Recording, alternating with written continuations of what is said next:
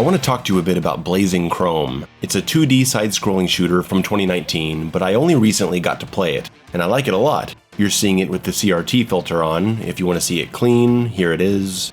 And now back to CRT. A retro-style game with this look is of course accompanied by a killer 16-bit soundtrack. The game's sounds are a bit flat, but the music is excellent. The ending song is one of the best songs I've ever heard put over ending credits. I don't have a lot of experience with side-scrolling shooters like this outside of Contra, Metal Slug, and Sunset Riders. That's enough experience though to appreciate what's going on in Blazing Chrome, and that to me it feels like a mix of Contra and Metal Slug. Contra and the platforming and angled shots, Metal Slug and the over-the-top explosive action and vehicle sections. It's a simple game, but that doesn't mean it isn't hard. Jumping into this on normal, I got destroyed. That may be because I'm not a veteran of this genre, so I can't really state how the balance feels. I imagine if I were coming to this with more experience, normal could be a bit underwhelming. That's why I think hardcore being locked until completion is probably the wrong call. I think there should at least be a hard mode available in between that just lowers the amount of lives or something. So in Blazing Chrome, you're running to the right and shooting. There's not much reason not to be shooting, so you're shooting all the time, anticipating fast enemies jumping on screen. You can shoot straight up at 45-degree angles and downwards if you jump. Shooting at an angle causes you to move, so you can press one of the shoulder buttons to lock into place. This mechanic is key to playing the game well. Since you're dodging lots of projectiles, you'll walk into your own death a lot while you aim diagonally. Once you get used to locking in place to aim, the game will get easier. The real art of playing Blazing Chrome is moving intelligently, reacting quickly, and finding those crucial moments to lock your angle. There's only one attack button, shoot, but if you press shoot when something is close, you get a strong melee attack. It was kind of awkward at first. I really wanted melee to be a separate button, but eventually I got it. Weapons are very classic, though we're sorely missing the classic spread gun. The plasma rifle can charge up into a massive blast, the grenade launcher can be detonated early and has the most disappointing sound effect in the game, and then my favorite weapon is this laser whip that reminds me so much of Raiden 2. I think I'm gonna play some Raiden 2 after this actually.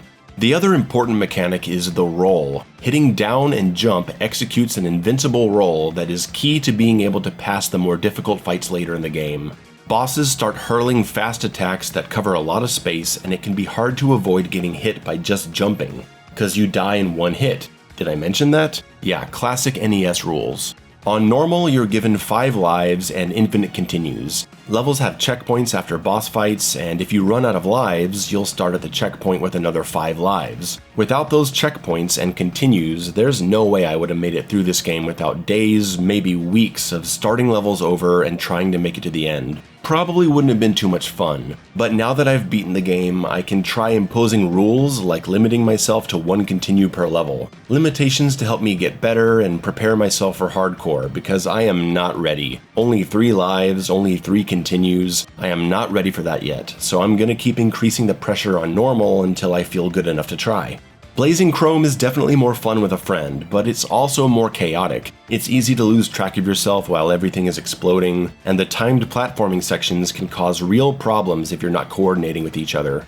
Both players have 5 lives on normal, but if one runs out, they can choose to steal a life from their partner to rejoin the fight. A wonderful method of annoying your partner as they strive to defeat an end-of-level boss. There's 5 levels plus a level of boss fights, and then you unlock 2 more characters that play like Strider. If you don't know what Strider is, this is it right here. You can see the similarities. Using these new characters, you can't pick up other weapons, and now you've got an air teleport. Really changes the feel of the game. You also get to activate mirror mode to reverse the direction of the game. Really cool for those of you that eventually memorize and master the action. Flip the screen and learn it all over again. I'd love to see this feature in more 2D games, and I assume this isn't the first time it's been done.